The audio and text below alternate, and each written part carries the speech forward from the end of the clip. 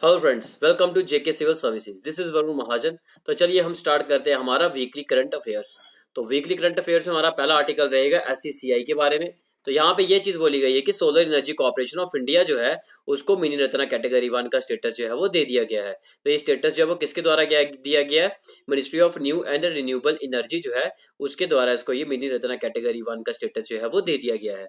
Next देख लेते हैं, न्यूक्लियर रिएक्टर की बात कर लेते हैं। तो अब न्यूक्लियर रिएक्टर न्यूज में इसलिए आ गया क्योंकि यूनियन गवर्नमेंट ने अप्रूवल दे दिया है कि ऐसे 10 नए न्यूक्लियर रिएक्टर्स जो है उनकी इंस्टॉलेशन जो है वो की जाएगी। देखो जी, एक होता है जी आपका न्यूक्लियर प्लांट, एक होता है आपका न्यूक्लियर रिएक्टर। न्यूक्लियर प्लांट क्या होता है? न्यूक्लियर प्लांट जो होता है उसके अंदर ही हमारे न्यूक्लियर रिएक्टर्स की जो है वो इंस्टॉलेशन जो है वो की जाती है। तो यहाँ पे वही चीज बोली गई है, यूनियन गवर्नमेंट ने अप्रूवल दे दिया कि ऐसे 10 नए न्यूक्लियर रिएक्टर जो है उनकी इंस्टॉलेशन की जाएगी न्यूक्लियर प्लांट्स में। तो जो 10 नए न्यूक्लियर रिएक्टर की इंस्टॉलेशन की जाएगी वो हमारे 4 राज्यों में की जाएगी, 4 स्टेट्स में की जाएगी। एक कर्नाटका, एक हरियाणा, एक मध्य प्रदेश और राजस्थान। तो ये हमारे 4 स्टेट्स हैं जहाँ पे हमारे 10 हमारे न्यूक्लियर रिएक्टर जो उनकी इंस्टॉलेशन की जाएगी आने वाले 2031 तक। नेक्स्ट देखते हैं ट्यूबर क्लोसिस न्यूज में क्यों आ गया हुआ है। ट्यूबर क्लोसिस की अगर हम बात करें तो यहाँ पे बोलेंगे इंडिया जो है वो पहली कंट्री बन जाती है कि वो अपना मैथमेटिकल मॉडल जो है वो लेकर आ रही है। तो अब ये जनरली मैथमेटिकल मॉडल लाने का मेन मकसद ये है कि देखा जाएगा कि आज के टाइम पे ट्यूबर क्लोसिस के केसेस जो है वो कितने हैं, आज के टाइम पे कितने हैं, आज से पहले कितने हुआ करते थे, यानी कि आज के टाइम पे कितनी डेथ रेट मोर्टेलिटी रेट जो है वो कितनी देखने को मिल रही है, और आज से पहले जो है वो मोर्टेलिटी रेट डेथ रेट जो है वो कितनी देखने को मिलती थी। तो इस सबको जो एस्टिमेशन जो है वो निकाला जाएगा। तो इसलिए मैथमेटिकल मॉडल जो है वो लाया गया है। तो इंडिया जो है वो पहला कंट्री बन जाती है जिसने ट्यूबर क्लोसिस के लिए एक बोलेंगे मैथमेटिकल मॉडल जो है वो लाया है। तो अब ये भी हल्का सा इसके बारे में भी जो है याद रख सकते हो। इससे क्या होगा, हमें मोर्टेलिटी रेट के बारे में पता चलेगा आज की और आने वाले पहले की, और ये भी पता आपको कि हमने टीबी को पूरी तरीके से खत्म करना भारत का टारगेट सेट किया हुआ है। तो इसलिए ये सारा कुछ अनुमान लगाया जा रहा है कि आज के टाइम पे हमें टीबी के केसेस कितने देखने को मिल रहे हैं, कितने लोगों की जान जा रही है टीबी से। ठीक है, तो अब नेक्स्ट आर्टिकल देख लेते हैं। इंडियन राफेल की बात करता है। इंडियन राफेल की अगर हम बात करें तो आपको पता है एक्सरसाइज जो ओरियन 2023 है, ये एक्सरसाइज एक मल्टीलेटरल एक्सरसाइज है जो कि हम बोलेंगे फ्रांस के द्वारा इसको होस्ट किया जाता है। तो इस बार इंडियन एयरफोर्स और फ्रांस एयरफोर्स जो है इनके बीच में हमें जो है ये एक्सरसाइज देखने को मिलती है। तो ये एक्सरसाइज 2023 की हमें देखने को मिली है। तो हम बोलेंगे हमारे इंडियन राइफल जो है उसने इस बार पार्टिसिपेट किया है इस एक्सरसाइज में।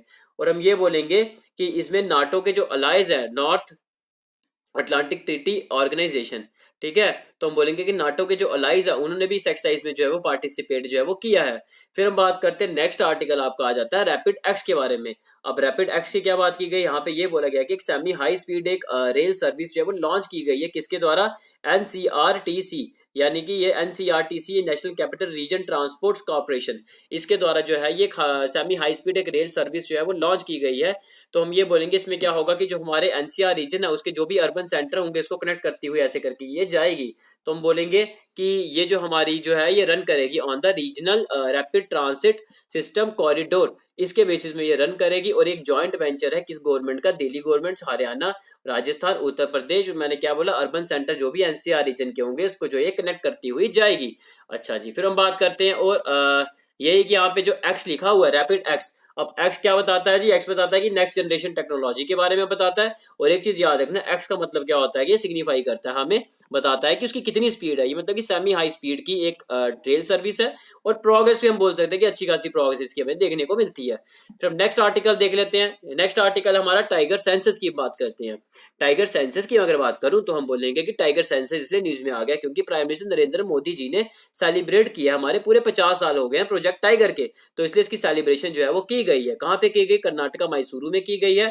तो हम ये बोलेंगे कि यहाँ पे हमने एक लॉन्च किया है बिग कैट अलायंस, या फिर इंटरनेशनल बिग कैट अलायंस भी हमने जो है यहाँ पे जो है वो लॉन्च किया गया, जिसमें हमारा फोकस जो है वो किस चीज के ऊपर रहेगा? हमें हमारी जो 7 बिग कैट्स है उनकी जो है वो कंजर्वेशन करनी है। जैसे कि उसमें हमारे आते हैं चीता, उसमें आते हैं लेपर्ड, उसमें आते हैं स्नो लेपर्ड, उसमें आते हैं टाइगर, उसमें आता है लाइन, उसमें आता है पूमा, उसमें आता है जैगुआर। तो हमारे 7 बिग कैट्स हैं, इनकी कंजर्वेशन जो है वो करनी है। वो सब कुछ बात जो है वो की गई है इस इंटरनेशनल बिग कैट अलायंस में। फिर हम बात करते हैं, आपको ये भी पता है कि हमारे जो टाइगर सेंसस भी किया गया है, उसको टाइगर सेंसस को प्राइम मिनिस्टर नरेंद्र मोदी जी के द्वारा जो है वो रिलीज किया गया। और आपको ये पता है कि टाइगर सेंसस जो है वो 4 साल के बाद आता है। आज से वो 4 साल कब थे हमारे? 2019 में जब टाइगर सेंसस आया था, और तब भी ये चीज बोली गई थी कि हमारी टाइगर की पॉपुलेशन जो है वो इंप्रूव होती हुई दिखी थी 2967। तो ये यानी कि पॉपुलेशन जो है बढ़ी थी। तो हम बोलेंगे आज पूरे 4 साल हो गया, 4 साल के बाद भी हमें टाइगर की पॉपुलेशन और बढ़ती हुई दिखी है, 3167 हमें देखने को मिले हैं टाइगर। तो आप देखते हो नंबर इंप्रूव होता हुआ दिखा, नंबर इंक्रीज होता हुआ दिखा, तो बोलेंगे एक अच्छी बात है। ठीक है, फिर हम नेक्स्ट देख लेते हैं आर्टिकल सुखोई 30 की बात करते हैं। सुखोई 30 सुखोई 30 फाइटर जेट की बात करें, सुखोई 30 फाइटर एयरक्राफ्ट की अगर हम बात करें तो हम ये बोलेंगे कि द्रौपदी मुर्मू जी हमारे सेकंड फीमेल प्रेसिडेंट बन जाती जिन्होंने ये फ्लाई किया सुखोई 30। ये कहाँ से फ्लाई हुआ है? ये हुआ तेजपुर एयरफोर्स स्टेशन असम से। और पहली फीमेल प्रेसिडेंट कौन बन जाती थी जिन्होंने ये सुखोई 30 जो है वो फ्लाई किया था? वो प्रतिभा पाटिल जी हमारे फर्स्ट फीमेल प्रेसिडेंट बन जाती जिन्होंने फ्लाई किया था। वो कहाँ से किया था? पुणे एयरफोर्स स्टेशन से किया था। फिर हम नेक्स्ट देख लेते हैं अब ओबीसी कम्युनिटी, ओबीसी का स्टेटस जो है वो डिमांड कर रही थी ट्रांसजेंडर कम्युनिटी। तो यहाँ पे सुप्रीम कोर्ट की तरफ से जो है वो डायरेक्शन निकल कर आई थी गवर्नमेंट को कि उनको ओबीसी का स्टेटस जो है वो दे देना चाहिए। अब यहाँ पे मध्य प्रदेश गवर्नमेंट जो है उसने क्या किया, ओबीसी का स्टेटस जो ट्रांसजेंडर कम्युनिटी को जो है वो प्रोवाइड कर दिया है, जिससे कि क्या होगा कि अब ट्रांसजेंडर कम्युनिटी को बेनिफिट जो है वो देखने को मिलेगा in the state government exams में। ठीक है, तो ये भी आप हल्का सा आइडिया जो है वो रख सकते हो। नेक्स्ट देख लेते हैं हम नेशनल फूड कॉन्क्लेव 2023 की हम बात करते हैं। तो यहाँ पे क्या बोला गया? यहाँ पे यही चीज बोला गया कि नेशनल फूड कॉन्क्लेव 2023 हमारा उसकी इनॉग्रेशन की गई है कहाँ पे? हैदराबाद में। अब नेक्स्ट देख लेते हैं, नेक्स्ट हमारा वर्ल्ड वैक्सीन कांग्रेस की बात करते हैं। तो भारत बायोटेक जो है हमारी वर्ल्ड की जो है पहली प्रोड्यूसर बन जाती है जिसने आपको पता है कि कोविड-19 की इंट्रानेशनल कोविड-19 वैक्सीन जो है वो बनाई थी, इसका नाम था इनकोवैक। तो इनकोवैक जो है एक इंट्रानेशनल कोविड-19 वैक्सीन थी। तो पूरे वर्ल्ड की सबसे पहली कौन प्रोड्यूसर बनता? भारत बायोटेक बनती है जो कि वर्ल्ड की पहली प्रोड्यूसर बन जाती है जिसने इंटरनेशनल कोविड-19 वैक्सीन बनाई थी जिसका नाम था इनकोवैक। तो उसको भी रिसेंटली जो है वो अवार्ड दिया गया। और अवार्ड आपको पता है किसके कहाँ पे दिया गया? ये जो हमारी वर्ल्ड वैक्सीन कांग्रेस हमारी हुई है जो कहाँ पे हुई है? यूएसए वाशिंगटन में हुई है 3 से 6 अप्रैल के बीच। तो यहाँ पे इसको बेस्ट प्रोडक्शन का और बेस्ट प्रोसेस डेवलपमेंट कैटेगरी का जो है वो अवार्ड दिया गया है भारत बायोटेक को कि इसने इस टाइप की प्रोडक्शन की, इस टाइप की जो है बेस्ट प्रोडक्शन की, बेस्ट प्रोसेस इसने डेवलप किया इस टाइप की वैक्सीन को बनाने में। तो इसलिए इसको इसका अवार्ड जो है वो दिया गया है वर्ल्ड वैक्सीन कांग्रेस में। फिर हम बात करते हैं, नेक्स्ट देख लेते हैं नेक्स्ट आर्टिकल KSINC की बात करते हैं। तो Kerala state inland navigation corporation की अगर हम बात करें तो KSINC यानी कि हम बोलेंगे इसने लॉन्च किया सोलर पावर्ड, यही बोट टूरिस्ट एक बोट है, या क्या बोल सकते हो कि एक सोलर पावर्ड बोट जो है ये लॉन्च की गई है KSINC के द्वारा। तो हम ये बोलेंगे कि सोलर पैनल जो है उसके थ्रू ये जो पूरी बोट जो है वो चलेगी, यहाँ से टूरिज्म भी बूस्ट होगा और हमारा क्लाइमेट भी जो है क्लीन एंड ग्रीन रहेगा। तो हम बोलेंगे कि टूरिस्ट बोट है जिसका नाम क्या रखा हुआ? सूर्य मंचू नाम जो है रखा गया। प्रोड्यूस करती है, इतनी कैपेसिटी रखती है कि 27 किलोवाट की एनर्जी जो है ये प्रोड्यूस करने की कैपेबिलिटी कैपेसिटी जो है वो रखती है।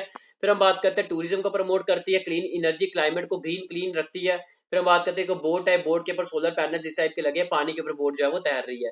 फिर हम बात करते हैं यहाँ पे देखा सोलर पैनल्स लगाए गए और बिल्ट को मतलब की बात करें बोट को किसने बनाया है? श्रीलंका में बनाया गया है। ठीक है, तो श्रीलंका का नाम याद रखो।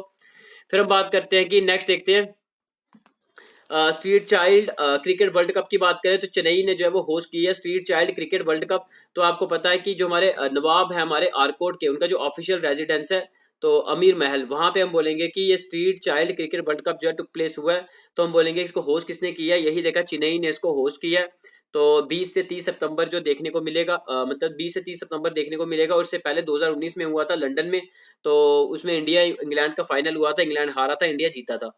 फिर हम बात करते हैं कि नेक्स्ट देख लेते हैं मुद्रा योजना के बारे में। मुद्रा योजना जो है वो न्यूज में आ गई थी। तो आपको पता है मुद्रा योजना जो है उसके पूरे 8 साल जो है वो कंप्लीट हो गए हैं। 2015 में इसको स्टार्ट किया गया था, 2015 से 2023 तक पूरे 8 साल कंप्लीट हो जाते हैं।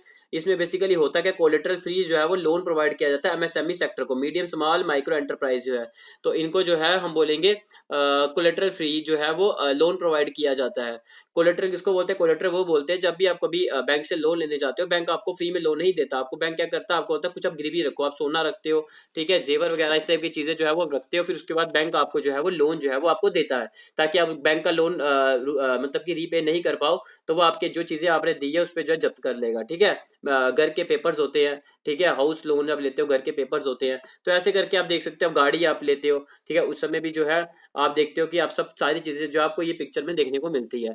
तो यहाँ पे ये वही बोला गया है कि एमएसएमई सेक्टर जो है उसको लोन प्रोवाइड करने की जो बात की, कोलेटरल फ्री लोन वगैरह देना है, यही अप टू 10 लाख तक। तो इस पर टारगेट किसको किया गया जाता है इसमें, ये वाली योजना में वुमेन एंटरप्रेन्योर्स को, SC ST और OBC कम्युनिटी के जो लोग हैं वो जो एंटरप्रेन्योर बनना चाहते हैं, तो उनको बेसिकली अगर लोन चाहिए, MSME सेक्टर से बिलोंग करता है, तो उनको ये कोलेटरल फ्री लोन जो है वो दिया जाता है 10 लाख तक। तो इसको 2015 में लाया गया था, 2015 से 2023 तक हमारे पूरे 8 साल हुए थे, इसलिए इसको जो है तभी मुद्रा योजना जो है हमारी वो न्यूज में जो है वो आ गई है। ठीक है,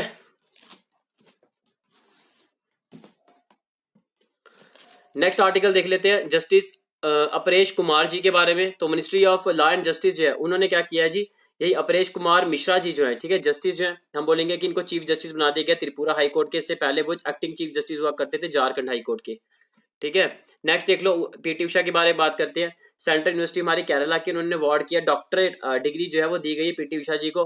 तो हम ये बोलेंगे कि हमारी सेंट्रल यूनिवर्सिटी जो केरला की, उसका पहला ये अवार्ड है, इस फील्ड में डॉक्टरेट डिग्री उन्होंने पहली बार दी है। तो आप ये देख सकते हो कि ये इस बार जो है वो किसको दिया गया, ये PT उषा जी को दिया गया। नेक्स्ट देख लेते हैं, GI टैग की बात करते हैं। तो हम ये देखा, गोंडा आर्ट पेंटिंग की बात करें तो मध्य प्रदेश की एक पेंटिंग है जो कि वहाँ के ट्राइबल कम्युनिटी के द्वारा जो की जाती है। नाम से पता चल रहा है गोंड है, तो गोंड ट्राइब के द्वारा जो है वो की जाती है। जनरली ये हमें मध्य प्रदेश में बड़े ज्यादा देखने को मिलते हैं। इसके अलावा छत्तीसगढ़, महाराष्ट्र, आंध्र प्रदेश ऐसी जगह पे भी हमें देखने को मिलते हैं। फिर हम बात करते हैं, ये जो हमारी पेंटिंग है इसको GI टैग दिया गया है। तो ये वही बिलोंग करती है गोंड ट्राइबल कम्युनिटी से, one of the largest tribal community हमारी पूरे वर्ल्ड की। तो फिर हम बात करते हैं इनको, ये वाली कम्युनिटी को हमें पता है ST स्टेटस जो है ये भी इनको दिया गया है। नेक्स्ट देखते हैं हम सुहेलवा सेंचुरी की बात करते हैं। न्यूज में इसलिए आगे उत्तर प्रदेश में सेंचुरी जो लोकेटेड है। यहाँ पे क्या हुआ कि टाइगर्स की, आपको पता है टाइगर की एविडेंसेस जब भी देखने हो तो उसके फुटप्रिंट्स को देखा जाता है, उसकी फोटोग्राफ्स को देखा जाता है, उसके बेसिस में अनुमान लगाया जाता है कि यहाँ पे जो है टाइगर जो है वो यहाँ पे उसकी प्रेजेंस है। अब यहाँ पे ये बोला गया कि ये वाली सेंचुरी में हमें कुछ फोटोग्राफ जो है वो मिली है। तो यहाँ से ये पता चल रहा है, फोटोग्राफ प्रूफ मिला टाइगर का कि यहाँ पे टाइगर के बारे में जो एविडेंसेस जो है वो देखने को मिलते हैं। तभी हमारा सुहेलवा सेंचुरी जो है वो न्यूज में आ गया। सुहेलवा सेंचुरी जो है उत्तर प्रदेश में लोकेटेड है। तो डिस्ट्रिक्ट कौन सी, ये बोलेंगे कि यही शरावस्ती, बलरामपुर हो गया और गोंडा डिस्ट्रिक्ट में पूरी जो है वो फैली हुई है। फिर हम बात करते हैं नेक्स्ट आर्टिकल संजीवनी के बारे में बात कर लेते हैं। संजीवनी जो है ये किस्म का, यहाँ पे ये बोला गया कि लाइफ स्टॉक क्वालिटी, मतलब कि जो भी लाइफ स्टॉक्स वगैरह होते हैं, ठीक है, जैसे कि बकरी होगी, आपकी गाय होगी, ठीक है, इस टाइप की अब जो भी जानवर होंगे जो आप पालते हो, ठीक है, जिनसे आप मतलब कि आप इनकम भी जनरेट करते हो, तो इस टाइप के जितने भी लाइफ स्टॉक्स है, मतलब कि हम बोलेंगे कि उनको क्वालिटी बेस का ट्रीटमेंट जो है प्रोवाइड होना चाहिए, टाइम बाउंड मैनर का ट्रीटमेंट जो प्रोवाइड होना चाहिए। पहले क्या होता था, फार्मर जो है वो क्या करते, उनको एडिशनल एक्सपेंस जो बड़ा ज्यादा देखने को मिलता था। वो जब भी उनके कैटल्स वगैरह बीमार होते थे तो वो एक जगह से दूसरी जगह डॉक्टर को दिखाने के लिए वेटनरी डॉक्टर जो होते थे उनके पास जाते थे, तो ट्रैवल कॉस्ट बड़ा ज्यादा लगता था, उनका एक्सपेंस हो जाता था एडिशनल बड़ा ज्यादा। अब एडिशनल एक्सपेंस करने की जरूरत नहीं है, डोर स्टेप वेटनरी सर्विस होगी, डॉक्टर जो है जानवरों के वो घर में आएंगे और इनको जो है प्रॉपर जो है वो ट्रीटमेंट, क्वालिटी ट्रीटमेंट प्रोवाइड किया जाएगा, टाइम बाउंड मैनर में ट्रीटमेंट दिया जाएगा। तो यहाँ पे कौन सी स्टेट निकल कर आती है जिसने ये संजीवनी इनिशिएटिव को जो है सबसे पहले लॉन्च किया, वही हिमाचल प्रदेश। तो अब ये याद रखते हैं, हिमाचल प्रदेश ने इसको जो है वो लॉन्च किया है। तो उसकी 12 डिस्ट्रिक्ट और 44 विलेजेस में जो है ये इनिशिएटिव को जो है वो चलाया जाएगा। नेक्स्ट देख लेते हैं हम, स्टे सेफ विद व्हाट्सएप की हम बात करें। तो स्टे सेफ विद व्हाट्सएप की बात करें, कैंपेन जो है वो लॉन्च की गई है, स्टे सेफ विद व्हाट्सएप, जिसमें ये बोला गया कि आपको प्रोटेक्ट किया जाएगा, आपकी फैमिली को प्रोटेक्ट किया जाएगा। कि आपको पता है कितने सारे जो है वो व्हाट्सएप पे स्कैम्स वगैरह आते हैं, कितने सारे फ्रॉड केसेस, फ्रॉड मैसेजेस आते हैं, आप लोगों को अवेयरनेस नहीं होती और आप लोग क्या करते हो, उनके झांसे में जो है फंस जाते हो। तो इसलिए यहाँ पे जो है आपको अवेयर किया जाएगा इस कैंपेन के थ्रू, क्योंकि अब यंग जनरेशन जो है उनको तो चलो पता होता है, बट हमारे जो हमारे मिडिल एज में है उनको इतनी नॉलेज नहीं है इतनी टेक्नोलॉजी के साथ। तो उनको मतलब कि किस्म का अवेयर एक कैंपेन चलाई गई है जिसमें उनको अवेयर किया जाए, देखो जी व्हाट्सएप ने कई सारे जो है फीचर्स लाए हैं, कोई अगर ऐसे स्पैम, ऐसे फ्रॉड मैसेजेस वगैरह आपको भेजता है तो आपके पास उसको रिपोर्ट करो, उसको आप क्या करो, ब्लॉक करो। तो ऐसी चीजें जो है उनको जो है टूल्स वगैरह उनके बारे में जो व्हाट्सएप के बताए जाएंगे। तो यहाँ पे यही बोला गया कि एनेबल किया जाएगा, 2 स्टेप वेरिफिकेशन प्रोसेस किया जाएगा, कि उसमें ये बोला जाएगा कि जो भी आपका पिन होगा आपने वो पिन को जो है किसी के साथ भी जो है वो शेयर वगैरह जो है वो नहीं करना है। और कभी आपको इस टाइप के कुछ अनवांटेड मैसेजेस आते हैं तो आप क्या करो, तुरंत उसको जो है रिपोर्ट कर दो, उसको ब्लॉक कर दो। ये सब कुछ उनको अवेयरनेस वगैरह जो इस कैंपेन के थ्रू जो है वो दी जाएगी। अब नेक्स्ट देख लेते हैं, नेक्स्ट हमारा इंपॉर्टेंट डेज और उसकी थीम्स के बारे में बात कर लेते हैं। तो आपको पता है 10 अप्रैल को हम क्या सेलिब्रेट करते हैं, वर्ल्ड होम्योपैथी डे सेलिब्रेट करते हैं। इस बार की जो थीम क्या आती है हमारी, वन हेल्थ वन फैमिली। 11 अप्रैल को हम सेलिब्रेट करते हैं वर्ल्ड पार्किंसन डे सेलिब्रेट करते हैं। थीम क्या आती, हैशटैग लगा देना इसके आगे, hashtag take 6 for PD। Next देखते हैं 11 अप्रैल को हम सेलिब्रेट करते हैं नेशनल सेफ मदरहुड डे। तो इसलिए हम 11 अप्रैल को सेलिब्रेट करते हैं क्योंकि इस दिन हमने जो है इसको हमने डेजिग्नेट किस चीज़ के लिए किया, यही कि जो हमारी वुमेन्स होती हैं जो प्रेगनेंसी में है, या फिर हम बात करते हैं कि जो कि हम बोलेंगे कि चाइल्ड बर्थ के बाद उनको एक इमीडिएट केयर प्रोवाइड होनी चाहिए। तो इसलिए हम क्या करते हैं कि 11 अप्रैल को हम उसी डे को जो है सेलिब्रेट करते हैं कि उनको प्रॉपर जो है केयर दी जाए हमारी वुमेन को, ताकि चाइल्ड बर्थ के बाद भी और ड्यूरिंग प्रेगनेंसी भी। तो हम बोलेंगे कि इसको सबसे पहले जो ऑब्जर्व कब किया गया था, 2003 में इसको ऑब्जर्व किया गया था, और हम बोलेंगे 11 अप्रैल को नेशनल सेफ मदरहुड डे जो है वो सेलिब्रेट किया जाता है। फिर हम बात करते हैं कि 12 अप्रैल की बात करें, international day of human space flight जो है ये हम सेलिब्रेट करते हैं, क्योंकि आपको पता है पहला ह्यूमन स्पेस फ्लाइट जो है वो भेजी गई थी 12 अप्रैल 1961 में। तभी हम इस डे को जो है वो सेलिब्रेट करते हैं, international day of human space flight. फिर हम बात करते हैं नेक्स्ट देखते हैं 13 अप्रैल की बात करें तो सियाचिन डे सेलिब्रेट किया जाता है, क्योंकि आपको पता है 13 अप्रैल 1984 को क्या इंडियन आर्मी ने ऑपरेशन मेघदूत जो है वो लॉन्च किया था, तो इसलिए इस बार का जो है 39th एडिशन जो हमने सेलिब्रेट किया है। नेक्स्ट 14 अप्रैल की बात करते हैं, जलियांवाला बाग मैसेकर आपको पता है, जो कि जलियांवाला बाग मैसेकर हमारा पंजाब अमृतसर में जो है वो हुआ था, तो यही 13 अप्रैल 1919 में हुआ था। इस बार 104वीं एनिवर्सरी थी, उसको जो है वो हम बोलेंगे कि हमने जो है वो मनाया है। फिर हम बात करते हैं कि अब नेक्स्ट आ गया हमारा 14 अप्रैल की बात करते हैं, अम्बेडकर जयंती जो है सेलिब्रेट की जाती है, वही बर्थ एनिवर्सरी होती है बाबा साहेब जी की, तो इसलिए हम इसको सेलिब्रेट करते हैं। फिर हम बात करते हैं नेक्स्ट देखते हैं कौसम्बी महोत्सव की बात करते हैं।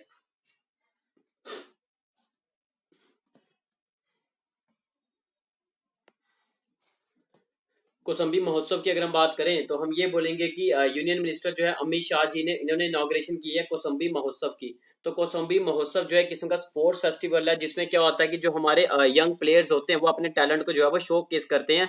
उसके लिए इनको क्या करना पड़ता है, इस महोत्सव में पार्टिसिपेट लेने के लिए इनको रजिस्ट्रेशन या अप्लाई करना पड़ेगा ऑनलाइन, फिर वो पार्टिसिपेट करेंगे। और इस स्पोर्ट्स फेस्टिवल को जो है वो ऑर्गेनाइज किसके द्वारा किया गया था, हम बोलेंगे कि मेंबर ऑफ पार्लियामेंट के द्वारा जिसको ऑर्गेनाइज किया गया था। और इस महोत्सव को जो है वो सेलिब्रेट किया जाता है, बेसिकली हम ट्रिब्यूट देना चाहते हैं दुर्गा भाभी जी को, तो इसलिए मतलब कि इसको जो है वो मतलब कि हम बोलेंगे सेलिब्रेट किया जाता है।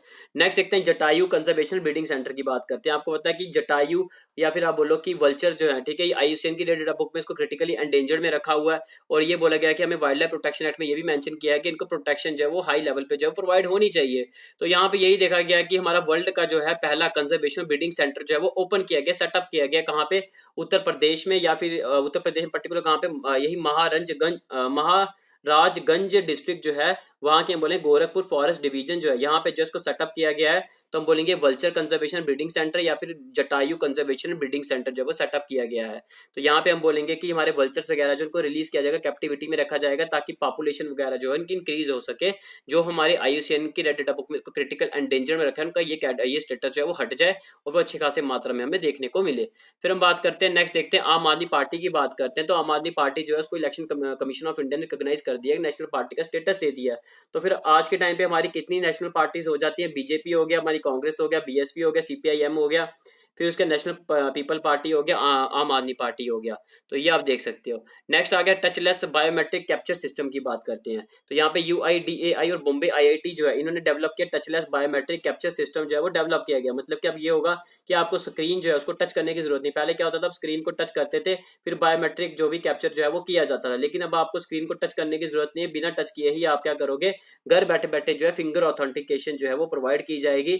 ठीक है, तो जिससे कि आप जो है स्क्रीन को बिना टच किए ही बायोमेट्रिक कैप्चर सिस्टम जो है वो देखने को मिल रहा है, जो कि किसके द्वारा जो है वो लाया गया, डेवलप किया गया, यूआईडीएआई और बॉम्बे आईआईटी के द्वारा।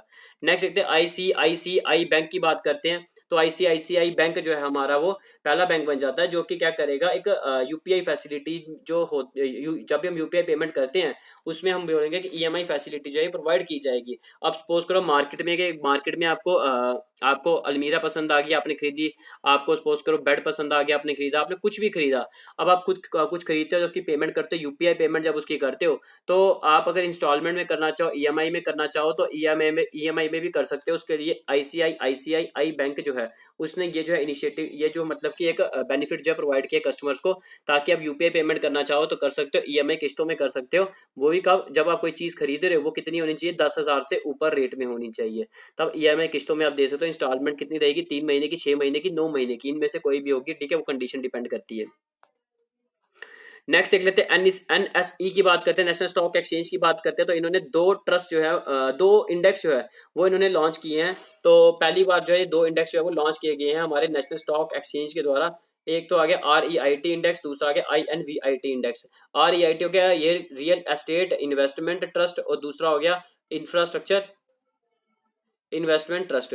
तो बेसिकली इसमें क्या किया जाता है, इस इंडेक्स के थ्रू ट्रैक की जाती है जो भी कितनी इन्वेस्टमेंट हमारी की जा रही है रियल एस्टेट और इंफ्रास्ट्रक्चर एसेट में। तो ये सब कुछ जो है ये ट्रैक किया जाता है इसकी इन्वेस्टमेंट्स वगैरह को लेकर। फिर नेक्स्ट देख लेते हैं, नेक्स्ट हमारे 16 फाइनेंस कमीशन की बात करते हैं। निर्मला सीतारमन हमारे फाइनेंस मिनिस्टर, उन्होंने बोला है कि हमारी 16वीं फाइनेंस कमीशन जो है वो कॉन्स्टिट्यूट होने को मिल सकती है 2000, ये बोला गया कि कॉन्स्टिट्यूट कब हो जाएगी, 2023 में हमारी जो है 16 फाइनेंस कमीशन जो है कॉन्स्टिट्यूट हो जाएगी। अभी जो है हमारी कौन सी चल रही है, 15वीं फाइनेंस कमीशन चल रही है। तो हम बोलेंगे कि वो अंडर एनके सिंह जो है उनके अंडर, तो हम बोलेंगे कि फाइनेंस कमीशन का काम क्या होता है। फाइनेंस कमीशन का काम यही होता है ना कि कभी भी हमारी गवर्नमेंट क्या करती है, सेंट्रल गवर्नमेंट ने टैक्स वगैरह कलेक्ट किया, अब फाइनेंस कमीशन जो है सेंट्रल गवर्नमेंट को एडवाइस रिकमेंडेशन देती है कि आपको क्या करना है, जो आपने टैक्स को कलेक्ट किया है इसमें से कुछ परसेंट जो है वो आपको जो है वो वर्टिकली और हॉरिजॉन्टल डिवोल्यूशन होनी चाहिए। मतलब कि वो टैक्स जो है कुछ स्टेट्स को प्रोवाइड होना चाहिए, किस हिसाब से होना चाहिए। अब सेंट्रल गवर्नमेंट जो है वो उत्तर प्रदेश को कितना टैक्स दे, जे को कितना टैक्स दे, हिमाचल को कितना टैक्स दे, हरियाणा को कितना टैक्स दे, तमिलनाडु को कितना टैक्स दे। तो ये यहाँ पे हम बोलेंगे कि फाइनेंस कमीशन जो क्या है रिकमेंडेशन वगैरह देती है और ये भी बताती है कि अब अरुणाचल प्रदेश जो है और महाराष्ट्र जो है ये मतलब डिफरेंट स्टेट्स हैं, तो इनको डिफरेंट डिफरेंट जो है इनका टैक्स का डिस्ट्रीब्यूशन जो है वो की जाएगी, जिसको बोलते हैं वर्टिकल डिवोल्यूशन, एक होता है हॉरिजॉन्टल डिवोल्यूशन। अब अब जैसे महाराष्ट्र और अरुणाचल प्रदेश डिफरेंट स्टेट्स हैं, इनके बीच में क्या होगी, हॉरिजॉन्टल डिवोल्यूशन। अब सेंटर से स्टेट तक आएगी पैसे आएंगे, उसको बोलते हैं वर्टिकल डिवोल्यूशन। ये सब पढ़ते हो आप पॉलिटी में, ठीक है, यहाँ पे मैं डिस्कस नहीं करूंगा। तो बस आपको ये पता है ये फाइनेंस कमीशन का काम यही होता है कि रिकमेंडेशन देना सेंट्रल गवर्नमेंट को कि आपने जो भी पैसा इकट्ठा किया उसकी किस हिसाब से जो है पैसे की डिस्ट्रीब्यूशन जो है वो होनी चाहिए, सेंटर और स्टेट के बीच में कैसी होनी चाहिए और बिटवीन द स्टेट्स कैसी होनी चाहिए। अच्छा, तो अब यहाँ पे न्यूज़ यही है कि फाइनेंस कमीशन हमारी जो 16वीं फाइनेंस कमीशन है वो हमें नवंबर 2023 में जो है वो कॉन्स्टिट्यूट होती हुई देखने को मिल सकती है और वो नवंबर 2026 से वो अपनी सजेशन वगैरह जो है वो देना शुरू कर देगी। नेक्स्ट आर्टिकल देख लेते हैं हम अपना रैकून स्टीलर के बारे में। तो रैकून स्टीलर की अगर हम बात करें तो यहाँ पे क्या बोला गया रैकून स्टीलर के बारे में, यहाँ पे ये बोला गया कि रैकून स्टीलर जो है न्यूज़ में आ गया हुआ है। और न्यूज़ में क्यों आया हुआ है, आपको पता है ये क्या एक मालवेयर है। तो हमें पता है कि ईमेल के थ्रू जो है ये मतलब कि भेजा जाता है। तो हम ये बोलेंगे क्या करेगा कि ईमेल के थ्रू जब भी भेजा जाएगा किसी के डिवाइस में, चाहे वो कंप्यूटर होगा चाहे वो मोबाइल होगा, तो उसके डिवाइस में जब भी भेजा जाएगा तो वहां से इन्फॉर्मेशन को जो है स्टील कर लेता है, ठीक है, चुरा लेता है। तो अब ये न्यूज़ में इसलिए आया क्योंकि ये बोला गया कि 8 गवर्नमेंट की जो गवर्नमेंट आइडेंटिटीज हैं या 8 सेंट्रल गवर्नमेंट एंटिटीज हैं, तो वो जो 8 सेंट्रल गवर्नमेंट एंटिटीज हैं उन पे जो है इस मालवेयर का जो वो अटैक किया गया, तो इसलिए ये न्यूज़ में आ गया। तो उन 8 में से अगर हम बात करें, एक तो आईटी डिपार्टमेंट है, ठीक है, एक जो है वो सेंट्रल पैरामिलिट्री फोर्सेज है। तो यहाँ से इन्फॉर्मेशन वगैरह कुछ जिसने स्टील की होगी, गैदर की होगी, तभी जो है रैकून स्टीलर जो है वो न्यूज़ में आ गया। तो आप ये बोल सकते हो अगर आपको पूछा जाए कि रैकून स्टीलर जो क्या है, आप बोलोगे कि रैकून स्टीलर जो एक मालवेयर है जो कि मेल के थ्रू जो है वो भेजा जाता है डिवाइसेस में, चाहे वो कंप्यूटर होगा चाहे वो मोबाइल होगा, उसमें ये मालवेयर आता है और क्या करता है, इन्फॉर्मेशन गवर्नमेंट की कोई सेंसिटिव इन्फॉर्मेशन उसको चुरा लेता है, फिर उसका मिसयूज किया जाता है। तो यहाँ पे यही बोला गया कि 8 गवर्नमेंट की जो एंटिटीज है, यानी कि आप बोल सकते हो कि उसमें से एक जो आईटी डिपार्टमेंट हो गया और सेंट्रल पैरामिलिट्री फोर्सेज देख लो, यहाँ की जो सेंसिटिव इन्फॉर्मेशन होती है उसको इसने क्या किया, चुराया और चुरा के जो है उसका मिसयूज करना शुरू किया। तो तभी आप बोल सकते हो कि रैकून स्टीलर तभी न्यूज में आ गया। नेक्स्ट आर्टिकल देख लेते हैं हम अपना इंटरनेशनल प्राइज इन स्टैटिस्टिक्स की बात करते हैं। अब इंटरनेशनल प्राइज इन स्टैटिस्टिक्स की अगर हम बात करें तो CR राव जो हैं, हम बोलेंगे इंडियन अमेरिकन स्टैटिस्टिशियन है। तो हम बोलेंगे कि ये जो है इनको जो अवार्ड दिया गया, ये इंटरनेशनल प्राइज इन स्टैटिस्टिक्स कितना अवार्ड दिया जाता है, तो हम बोलेंगे कि $80,000 जो है कैश के तौर पे जो है वो दिया जाता है। तो हम बोलेंगे कि ये वर्ल्ड स्टैटिस्टिक्स कांग्रेस जो है, ठीक है, ये कहाँ पे हुई, हमारी ओटावा कनाडा में।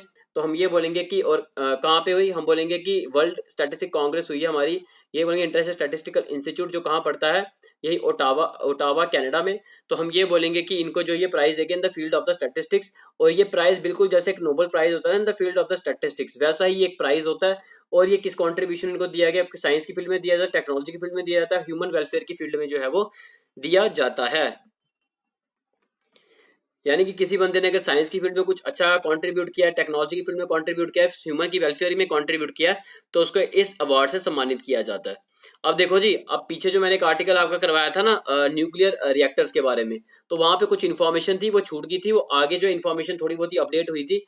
तो ये देख लो, थोड़ी इन्फॉर्मेशन जो है उसमें आप ऐड कर सकते हो, नहीं तो उसको यहीं पे रहने दो। देखो जो मैंने पीछे बताया था आपको कि हमने 10 जो है न्यूक्लियर रिएक्टर जो हैं उनको इंस्टॉल करने की जो है सेंट्रल गवर्नमेंट ने जो अप्रूवल दे दिया है कि वो 10 हमारे न्यूक्लियर रिएक्टर जो हैं वो हमारे 4 राज्यों में, 4 स्टेट्स में उनकी इंस्टॉलेशन जो है वो की जाएगी। अब यहाँ पे वो बोला गया था, एक कर्नाटका थी स्टेट, एक हरियाणा थी, एक मध्य प्रदेश थी, एक राजस्थान थी। तो अब यहाँ पे ये देखो कि कर्नाटका की अगर हम बात करें तो कर्नाटका का वही काइगा न्यूक्लियर पावर प्लांट जो है, यहाँ पे अगर हम बात करें यहाँ पे जो है ये 2 न्यूक्लियर रिएक्टर जो है वो इंस्टॉल किए जाएंगे। गोरखपुर, ये गोरखपुर उत्तर प्रदेश वाला नहीं, ये गोरखपुर जो है हरियाणा वाला।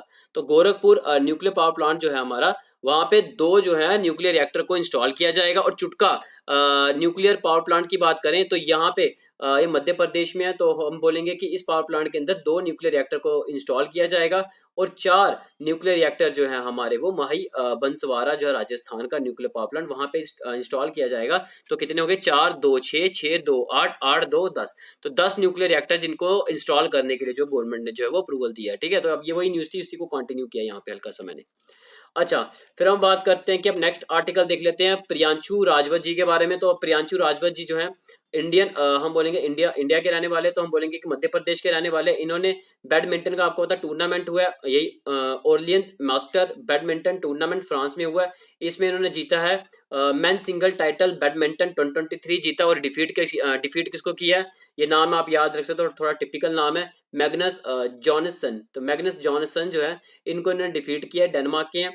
तो आप ये हल्का सा इनके बारे में जो आइडिया जो वो आप रख सकते हो। नेक्स्ट आर्टिकल देख लो। नेक्स्ट आर्टिकल देखने से पहले वीडियो अच्छी लग रही है तो वीडियो को लाइक कर दो, वीडियो को शेयर कर दो, ठीक है, और चैनल को सब्सक्राइब भी कर देना।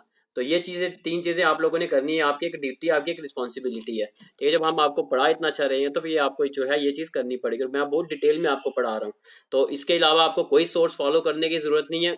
मैंने आपको पहले भी चीज़ बोला था, मैं जितना पढ़ा रहा हूँ बस इतना पढ़ो, क्योंकि इसके अलावा कुछ एक्स्ट्रा नहीं है। ठीक है, तो ये बहुत ज़्यादा है, मैं बोलता ये भी ज़्यादा ही है, तो इसलिए इसको पढ़ो अच्छे से। और कुछ एक्स्ट्रा सोर्स को फॉलो करने की जरूरत नहीं है, ये सफिशिएंट है, मोर देन सफिशिएंट है। ठीक है, चलो वापिस अब ये देखो, यहाँ पे बोला गया जी मराठा उद्योग रत्ना अवार्ड के बारे में। तो मराठा उद्योग रत्ना अवार्ड की अगर हम बात करें तो हम ये बोलेंगे कि महाराष्ट्र गवर्नमेंट ने ये अवार्ड जो है वो दिया है। किसको दिया है, नीलेश सांबरे जी है, उनको ये अवार्ड से सम्मानित किया गया है। क्यों, क्योंकि इन्होंने अपना अच्छा कंट्रीब्यूशन के अच्छा काम किया इन्होंने अपनी एनजीओ में, जिसका नाम क्या, इनके एनजीओ का नाम है, ये आप देख सकते हो, Jijau educational and social foundation, ये इनकी एनजीओ है। इन्होंने इस पे जो अच्छा काम किया, इसलिए महाराष्ट्र गवर्नमेंट ने इनको ये मराठा उद्योग रत्न अवार्ड से जो है वो सम्मानित किया है। और नीलेश सांबरे जो है इनको अप्पा के नाम से भी जाना जाता है। फिर हम बात करते हैं जी, नेक्स्ट देख लो। नेक्स्ट आता है केशव महिंद्रा जी के बारे में, रिसेंटली पास अवे हो गए हैं। तो ये महिंद्रा एंड महिंद्रा ग्रुप जो है उनके फॉर्मर चेयरमैन रह चुके हैं। 1963 से 2012 तक इन्होंने जो है चेयरमैन का पद संभाला। फिर हम बात करते हैं कि यहाँ पे, या फिर आप बोलते हैं 1963 से 2012 तक जो है ये इसके साथ जुड़े हुए थे, महिंद्रा एंड महिंद्रा ग्रुप्स के साथ। तो हम बात करते हैं कि Forbes list of India's richest billionaire की जो आती है लिस्ट आती है, जिसमें बताया जाता है कि हमारे इंडिया का सबसे अमीर बंदा जो है वो कौन है। ठीक है, तो यहाँ पे वही बोला गया है कि टॉप जो है इनके द्वारा किया गया था, ये बोला गया था इनके पास कितनी प्रॉपर्टी है, $1.2 बिलियन की प्रॉपर्टी जो है बताई गई थी इस लिस्ट में। तो आप देख सकते हो कि इनको अमीर भी हमारे इंडिया का जो है बताया गया था पीछे लिस्ट में। अच्छा जी, अब हम बात करते हैं नेक्स्ट आर्टिकल आपका आईएनएस तरमुगली के बारे में। तो आईएनएस इंडियन नेवल शिप हमारी जो है तरमुगली, तो हम बोलेंगे कि ये एक नेवल शिप है इंडिया की, जो कि आईएनएस तरमुगली है, जो कि इंडिया जो है वो ट्रांसफर करने जा रहा है किसको, मालदीव्स को। आपको पता है मालदीव्स हमारा इंडिया का जो है नेबरिंग आइलैंड है, इसको इंडिया जो वो देने जा रहा है। और इसको कमीशन हमने कब किया था, सर्विस में कब लाया था, यही 23 मई 2016 को लाया था। लेकिन अब जो है मालदीव्स को जो है वो दे रहा है। ठीक है, ये फ्रेंडशिप का एक सिंबल बताता है कि मालदीव्स के साथ हमारा। ठीक है, तो फिर हम बात करते हैं कि नेक्स्ट देख लो, स्टेट एनर्जी एफिशिएंसी इंडेक्स या फिर रिपोर्ट की बात करें तो ये रिपोर्ट निकाली गई है। 5 स्टेट जो है उन्होंने फ्रंट रनर की कैटेगरी में अपने आप को जो है वो लिस्ट किया है। तो हम बोलेंगे कि उनके पॉइंट्स कितने हैं, 60 से ज्यादा पॉइंट्स उनके देखने को मिले हैं। मतलब कि उन्होंने एनर्जी की एफिशिएंसी जो है बड़ा ही ज्यादा की है। ठीक है, तो एनर्जी एफिशिएंसी में कंट्रीब्यूशन का अच्छा खासा देखने को मिला। और ये रिपोर्ट या इंडेक्स को रिलीज कौन करता है, पावर मिनिस्ट्री के द्वारा की जाती है। और 60+ पॉइंट जो है सीरियल वाइज में मैंने लगाए हैं। सबसे ज्यादा टॉप पे किया है किसने एनर्जी की एफिशिएंसी की, आंध्र प्रदेश, सेकंड आ गई कर्नाटका, केरला, फिर राजस्थान, फिर तेलंगाना। तो इन सब के जो है 60+ स्कोर है। और अचीवर कैटेगरी जो है वो होती है जिनके स्कोर 50 से 60 के बीच होते हैं। तो वो आती है असम पहले, फिर हरियाणा, फिर महाराष्ट्र, फिर पंजाब। तो ये भी आप हल्का सा आइडिया रख सकते हो। नेक्स्ट आर्टिकल देख लेते हैं शरबती वीट के बारे में। तो अब शरबती वीट की अगर हम बात करें तो मध्य प्रदेश का ये जाना माना पॉपुलर एक वीट है जिसको शरबती वीट बोलते हैं, इसको गोल्डन ग्रेन भी बोलते हैं। फार्मर जब इसको मार्केट में बेचते हैं इनको अच्छा खासा दाम जो है मार्केट से इसको मिलता है। फिर हम बात करते हैं जीआई टैग रिसेंटली जो है वो दे दिया गया है। तो ये बेसिकली ये वीट को ग्रो कहाँ किया जाता है, सीहोर डिस्ट्रिक्ट जो है मध्य प्रदेश की, वहां पे इसको ग्रो किया जाता है। फिर हम बात करते हैं मध्य प्रदेश, आपको पता है कि लार्जेस्ट एक्सपोर्टर, लार्जेस्ट प्रोड्यूसर हमारे वर्ल्ड का, जो अच्छा खासा एक्सपोर्ट करता है इस वीट का, अच्छा खासा प्रोडक्शन करता है इस वीट का। और इस वीट की स्पेशल फीचर क्या है कि इसका टेस्ट जो स्वीट होता है, कंपैरिजन किया जाए अदर वीट्स के साथ। क्यों? क्योंकि इसके अंदर ग्लूकोज का कंटेंट होता है, सुक्रोज का कंटेंट होता है, जो कि इसको स्वीट बना देता है। फिर हम बात करते हैं नेक्स्ट आर्टिकल देख लेते हैं, वंदे मेट्रो की बात करते हैं। आपको पता है पीछे अभी जो हमारा यही वंदे भारत एक्सप्रेस जो है ये हमारा ये सक्सेसफुल इसमें देखने को मिला, सक्सेसफुल लॉन्च हुई है इसकी। इसी को देखते हुए हमारे रेलवे मिनिस्ट्री ने एश्योरेंस दी है कि आने वाले टाइम पे वो वंदे मेट्रो जो है इसको इंट्रोड्यूस करेंगे। तो दिसंबर 2023 तक जो है हमें जो वंदे मेट्रो जो है चलती हुई दिखेगी। तो अब यहाँ पे ये एक सेमी हाई स्पीड ट्रेन होगी, यानी कि शॉर्ट डिस्टेंस जो है एक मेट्रो ट्रेन होगी। मतलब कि आपने एक जगह से दूसरी जगह जाना, स्टूडेंट्स वगैरह हो गए, पढ़ने के लिए जाते हैं, जॉब के लिए लोग जाते हैं, एक जगह से दूसरी जगह शॉपिंग्स के लिए जाते हैं, तो वो क्या कर सकते हैं 100 किलोमीटर के डिस्टेंस पे अगर उन्हें जाना तो इस मेट्रो सर्विस के थ्रू एक लोकेशन से दूसरे लोकेशन में जो है वो जा सकते हैं। ठीक है, तो अब ये देख सकते हो कि 100 किलोमीटर का डिस्टेंस ये मेट्रो जो है वो कवर करेगी। और ये बोला गया है कि ये एक दिन की ट्रिप कितनी एफिशिएंसी रखती है, एक दिन में ये 4-5 ट्रिप जो है वो लगा ही देगी। तो साथ में ये भी बोला गया कि ये देखो ये इस टाइप की मतलब की मेट्रो होगी, इसमें 8 कोचेज होंगे, 8 डब्बे होंगे। ठीक है, तो ये भी छोटी छोटी मेट्रो होगी। तो अब ये देख सकते हो ये चलती हुई हमें देखने को मिलेगी आगे रीजनल लोकल एरियाज में। अगर आपने जाना तो मेट्रोस के थ्रू आप जा सकती हो। नेक्स्ट देखते हैं कि बालिकतान ड्रिल एक्सरसाइज की बात करें तो ये एक ड्रिल एक्सरसाइज है यूनाइटेड स्टेट्स और फिलीपीन के बीच में जो है वो देखने को मिली है। तो ये 11 अप्रैल से हम बोलेंगे 28 अप्रैल के बीच 2023 ये हमें एक्सरसाइज जो है वो देखने को मिली है। फिर हम बात करते हैं साउथ चाइना सी और ताइवान स्ट्रेट में ये ड्रिल एक्सरसाइज जो की गई है इन दोनों के द्वारा। बालिकतान का मतलब बेसिकली होता है शोल्डर टू शोल्डर। तो ये भी आप हल्का सा आइडिया रखो इसके बारे में। नेक्स्ट देख लेते हैं, हम जीआई टैग के बारे में देख लेते हैं। तो यहाँ पे ये बोला गया कि मध्य प्रदेश के कुछ हैंडीक्राफ्ट प्रोडक्ट्स हैं जिनको जीआई टैग जो है वो दिया गया है। तो हम ये बोलेंगे 5 प्रोडक्ट्स हैं जिनको जीआई टैग जो है वो दिया गया। जैसे कि पहला देख लो रॉट आयरन क्राफ्ट डिंडोरी का। फिर हम बात करते हैं उज्जैन का बटीक प्रिंट हो गया। फिर हम कहते हैं ग्वालियर जो है उसका हैंडमेड कारपेट। जबलपुर जो है उसका स्टोन क्राफ्ट ऑफ यही बेदा घाट जो है, ठीक है, इसका स्टोन क्राफ्ट हो गया। थोड़े नाम है याद है तो टिपिकल नाम है मैं समझता हूँ, बट फिर भी 4-5 बार उसको पढ़ोगे वहां पे ऑप्शन 4 होंगे आपको पता चल ही जाएगा। फिर हम बात करते हैं लास्ट जो है 5वां, ये होंगे हैंडलूम साड़ी और फैब्रिक्स ऑफ यही वारासियोनी। तो अब ये देख सकते हैं कुछ ये हमारे प्रोडक्ट्स हैं मध्य प्रदेश के जिनको जीआई टैग जो है वो दिया गया है। और आपको पता है रेवा डिस्ट्रिक्ट जो है हमारी उसको भी 2 जीआई टैग दिए गए। एक देखो ये सुंदरज मैंगोज हो गया और गचक होगी हमारी मोरिना की। ठीक है, तो ये आप देख सकते हो कुछ टिपिकल से नाम है, बस एक दो बार रीड करो, जब वहां पे ऑप्शंस होंगे तो ऑटोमेटिकली जो है आपको स्ट्राइक कर ही जाएगा इसका नाम। ठीक है, क्रैम नहीं करना होता इसको, बस इसको 3-4 बार पढ़ोगे ऑटोमेटिकली चीज है वो याद हो जाती है। फिर हम बात करते हैं, देखो अब तमिलनाडु का भी एक कुम्बुम कुम्बुम ग्रेप्स, क्या है कुम्बुम ग्रेप्स की अगर हम बात करें तमिलनाडु का, इसको भी जीआई टैग से जो है वो दिया गया है। फिर हम बात करते हैं ग्रो कहाँ करता है, ये कुम्बुम वैली जो है वहां पे ये ग्रो करता है। तमिलनाडु का अगर हम बात करें वेस्टर्न घाट, वहां पे जो है कुम्बुम वैली जो है वहां पे ये कुम्बुम ग्रेप्स जो है ये ग्रो करते हैं, ये तमिलनाडु के, इसको भी जीआई टैग जो है वो दिया गया है। फिर नेक्स्ट देख लेते हैं हम बिहू डांस की बात करते हैं। तो मतलब बिहू डांस जो है वो कहाँ का, असम का जो है वो ट्रेडिशनल डांस है। तो हम ये बोलेंगे कि यहाँ पे इसको जो है गिनीज वर्ल्ड बुक रिकॉर्ड जो है उसमें इसको शामिल किया गया है। तो उनके यहाँ के असम के जो चीफ मिनिस्टर उनको सर्टिफिकेट दिया गया है कि आपके इस डांस को जो है गिनीज वर्ल्ड बुक रिकॉर्ड में जो है वो डाल दिया गया है। वो क्यों? क्योंकि हम ये बोलेंगे कि 11,000 फोक डांसर्स हैं और 2500 ड्रमर्स हैं जिन्होंने पार्टिसिपेट किया इस पूरे डांस में।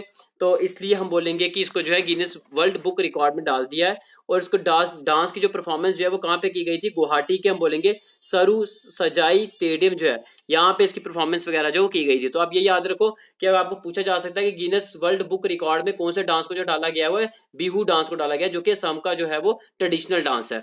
नेक्स्ट देखते हैं एम्स की बात करते हैं नॉर्थ ईस्ट रीजन का। तो हम ये बोलेंगे नॉर्थ ईस्ट रीजन का जो एम्स है, ये बोलेंगे प्राइम मिनिस्टर रिसेंटली जो इनॉग्रेट किया है हमारा नॉर्थ ईस्ट का जो है पहला एम्स जो है उसकी इनॉग्रेशन की गई कहाँ पे, गुवाहाटी यानी कि असम में। और ये भी वर्चुअली इनॉग्रेट किए गए, 3 कॉलेजेस जो है वो इनॉग्रेट किए गए। एक आ गया नलबारी हो गया, नगांव हो गया, ठीक है, खोखरजाड़ हो गया। ठीक है, तो ये देख सकते हो कि ये हमारे 3 मेडिकल कॉलेज की वर्चुअल इनॉग्रेशन जो है वो की गई है। फिर हम बात करते हैं नेक्स्ट मलेरिया वैक्सीन की अगर हम बात करें तो हम ये बोलेंगे कि घाना कंट्री जो है हमारी वो वर्ल्ड की पहली कंट्री बन जाती है जिसने मलेरियल वैक्सीन के लिए जो है वो अप्रूवल जो है वो दे दिया है, यानी कि जो 3 साल से नीचे नीचे जो बच्चे होंगे तो उनको जो है मलेरियल वैक्सीन जो है वो दी जाएगी। तो हम ये बोलेंगे कि हमारी वर्ल्ड की जो है पहली कंट्री बन जाती है घाना कंट्री जिसने ये अप्रूवल दे दिया है। तो मतलब कि अब ये मतलब कि यहाँ पे जो है मलेरियल वैक्सीन जो है, ठीक है, यहाँ पे 3 साल से नीचे के जो बच्चे हैं उनको जो प्रोवाइड की जाएगी ताकि उनको बेनिफिट इसका जो मिल सके। फिर हम बात करते हैं कि नेक्स्ट देखते हैं अम्बेडकर ब्रोंज स्टैचू की बात करते हैं। तो ये जो स्टैचू जो है ये बोला जाएगा कि ये टॉलेस्ट स्टैचू है हमारा कंट्री का, और हम बोलेंगे इसको हैदराबाद में जो है इसको लगाया गया है, स्टील और ब्रोंज से इसको बनाया गया है। डिजाइन किसके द्वारा किया गया? राम सुतर कार्ड क्रिएशन, तो इनके द्वारा इसको डिजाइन किया गया है। फिर हम बात करते हैं कि यही आपको पता है इस बार जो है अंबेडकर जी की 132nd बर्थ एनिवर्सरी थी, इसलिए हमने जो है ये टॉलेस्ट स्टैचू जो है 125 फीट का जो है बनाया इनको कॉन्ट्रीब्यूट करने के लिए।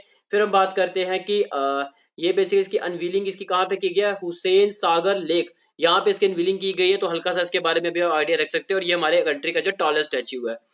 तो टॉलेस्ट स्टैच्यू किसका? अम्बेडकर जी का। फिर हम बात करते हैं, नेक्स्ट देख लेते हैं एक और जीआई टैग के बारे में है। तो हम ये बोलेंगे कि अथूर बिटल लीव्स, ये पान का जो पत्ता होता है उसको बोलते हैं अथूर बिटल लीव्स, तो उसको जीआई टैग जो है वो दिया गया। ये तमिलनाडु का बेसिकली ये हम बोलेंगे कि ये लीव्स है जो कि पान का पत्ता इसको हम बोलते हैं। फिर हम बात करते हैं कि नेक्स्ट देखो के कृथी वसन, तो के कृथी वसन की अगर हम बात करें, ने एमडीएस सीईओ टीसीएस के जो हैं ये इनको बनाया गया है। तो हम लोगों ने रिप्लेस किसको किया है? इन्होंने राजेश गोपीनाथन जो है उनको इन्होंने रिप्लेस किया है। फिर हम बात करते हैं कि इनका टेन्योर जो 5 साल का रहेगा, आज से आप 5 साल काउंट करो तब तक ये जो है एमडी और सीईओ रहेंगे टीसीएस के। फिर हम बात करते हैं, नेक्स्ट देखते हैं यही अंशुमन सिंघानिया की बात करते हैं। इनको भी एमडी बनाया गया जेके टायर्स एंड इंडस्ट्रीज लिमिटेड का, और चेयरमैन बनाया गया यही ऑटोमेटिव टायर मैन्युफैक्चरिंग एसोसिएशन का, तो ये भी इनका नाम याद रख सकते हैं। फिर आगे हमारा ये कुछ इंपॉर्टेंट अपॉइंटमेंट्स हैं। फिर हम बात करते हैं विशाल कनवती, तो विशाल कनवती की अगर हम बात करें, NPCI national payment corporation India जो उन्होंने अपॉइंट किया विशाल कनवती को एज ए न्यू सीटीओ, यानी कि चीफ टेक्नोलॉजी ऑफिसर को बनाया गया, अपॉइंट किया गया। नेक्स्ट देखते हैं कोलकाता मेट्रो की बात करते हैं। कोलकाता मेट्रो जो हमारी इंडिया की पहली मेट्रो ट्रेन बन रही है जो कि अंडर वाटर पानी के अंदर जो है वो चलेगी। तो बन गया हुगली रिवर जो है हमारी वहां पे वेस्ट बंगाल, वहां पे हुगली रिवर जो है उसके अंडर जो अंडर वाटर जो है ये मेट्रो ट्रेन जो है वो चलाई जाएगी। और हमने बोला कि हावड़ा में जो है वो रीच की है, फ्रॉम कोलकाता से चली और हावड़ा में रीच की। तो ये आप देख सकते हो 520 मीटर लॉन्ग एक टनल है। तो हम बोलेंगे कि यहाँ से हम बोलेंगे कि यहाँ पे जैसे ये ऑपरेशन करना शुरू कर देगी ट्रेन प्रॉपर सही तरीके से, तो हम ये बोलेंगे कि हमारी ये जो ये जो हमारी रेल नेटवर्क है तो ये हमारा 33 meter below surface of the water हो जाएगा और हमें डीपेस्ट मेट्रो स्टेशन हमारा ये बन जाएगा। तो ये भी आप हल्का सा इसके बारे में आइडिया रख सकते हो। फिर हम बात करते हैं नेक्स्ट को विनायक दामोदर सावरकर जी के बारे में। तो महाराष्ट्र गवर्नमेंट जो है उन्होंने 28 मई को जो है वो बर्थ एनिवर्सरी जो है विनायक दामोदर सावरकर जी की जो है बर्थ एनिवर्सरी जो है वो मनाई जाती है। तो इस बार जो है महाराष्ट्र गवर्नमेंट ने बोला है कि यही मतलब कि ये जो विनायक दामोदर सावरकर जी की जो बर्थ एनिवर्सरी जिस दिन मनाई गई उस दिन को उन्होंने बोला स्वतंत्र वीर गौरव दिन के नाम से जो है वो सेलिब्रेट किया जाएगा। फिर हम बात करते हैं, नेक्स्ट देखते हैं मोस्ट क्रिमिनल कंट्रीज की रैंकिंग निकल कर आई है कि कौन सी कंट्री जहाँ पे सबसे ज्यादा जो है हमें जो है वो क्राइम्स वगैरह जो है वो देखने को मिलते हैं। तो यहाँ पे वही चीज बोला गया है कि अब वर्ल्ड की हमने मोस्ट क्रिमिनल कंट्रीज देखनी है। तो आपको पता है कि सबसे ज्यादा क्राइम जो है वो टॉप कंट्रीज कौन सी जहाँ पे सबसे ज्यादा क्राइम देखने को मिलते हैं? पहले है जी वेनेजुएला, सेकंड है पपुआ न्यू गिनी और उसके बाद है साउथ अफ्रीका, फिर चौथे नंबर पे आते हैं अफगानिस्तान। बट आपको जो है वो टॉप 3 जो है वो याद रखनी है, Venezuela, Papua New Guinea second, third आ गई साउथ अफ्रीका। अब इंडिया का रैंकिंग यहाँ पे क्या निकल गया? इंडिया का रैंकिंग जो है वो 77th निकल कर आया और यूएस का रैंकिंग यूनाइटेड स्टेट्स का 55th रैंक आया और यूनाइटेड किंगडम जो है उसका रैंकिंग जो है वो 65th आया है। और लीस्ट क्राइम जो सबसे कम जो है वो कहाँ पे देखने को मिलते हैं? वो है जी जापान। तो जापान में सबसे कम जो है क्राइम देखने को मिलते हैं, ये भी जो है इसके द्वारा जो है वो बताया गया है। अब नेक्स्ट देख लेते हैं, लास्ट हमारी यही कोटिंग इंडिया ये England Mughal India and origin of empire. ये बेसिकली क्या है? इतना लंबा चौड़ा नाम जो है ये बेसिकली एक बुक है। तो उनके इंग्लिश लिटरेचर प्रोफेसर जिनका नाम है नंदिनी दास जी, तो इनके द्वारा ये बुक जो है वो लिखी गई है, तभी ये न्यूज में जो है वो आ गई है। तो हम ये बोलेंगे ये बुक जो है इसमें क्या बताया गया है? इसमें यही बताया गया है कि जब ब्रिटिशर्स वगैरह जो मुगल दरबार में आया करते थे उसके बारे में पूरी स्टोरी बताएगी। जैसे एग्जांपल आप देखो, आपको पता है थॉमस राव जो है वो यहाँ पे जहांगीर के कोर्ट में आया था। तो यहाँ पे जो है वो पूरा एक स्टोरी पूरी नरेट की गई है। तो ऐसा ही सारा कुछ बताया गया। जब भी ब्रिटिशर जो है वो यहाँ पे मुगल के दरबार कोर्ट में आया करते थे तो उसी के बारे में एक स्टोरी जो है वो नरेट की जाती है इस किताब के अंदर, जो कि किसने लिखी है, नंदिनी दास जी ने लिखी है, जो कि इंग्लिश लिटरेचर की प्रोफेसर हैं। तो यहाँ से हमारा जो है कंप्लीट होता है अप्रैल सेकंड वीक का जो हमारा करंट अफेयर है, और मैंने आपको बड़ा ही डिटेल में करवाया हुआ है। इसके अलावा आप लोगों ने और कहीं से नहीं पढ़ना है, मैं बार बार ये चीज बोल रहा हूँ, क्योंकि मैं बहुत डिटेल में आपको करंट अफेयर करा रहा हूँ। इसके अलावा आपको कहीं से नहीं पढ़ना है, ठीक है। तो इसलिए ये वाली वीडियोस को फॉलो करो, और बाकी जो है एक बार पढ़ लेते हो, फिर उसके बाद रिवाइज करने के लिए बार बार वीडियोस देखो, आपका रिवाइज हो जाएगा। इसको 2x की स्पीड में फिर कर दो, जब एक बार सुन लोगे फिर 2x की स्पीड पे कर दो, फिर इसको बार बार सुनते जाओ, इससे आपका रिवाइज हो जाएगा। तो मैं आपको बार बार बोल रहा हूं, मैंने आपको जितना कराया हुआ है मोर देन सफिशिएंट है, इससे ज्यादा आपको कहीं सोर्सेज से करने की जरूरत नहीं है, बड़ा डिटेल में ये भी, ठीक है। तो यहाँ से हमारा जो है सेकेंड वीक ऑफ अप्रैल का जो है वो खत्म होता है, ठीक है। तो बाकी मिलते हैं नेक्स्ट लेक्चर के साथ। जय हिंद, जय भारत।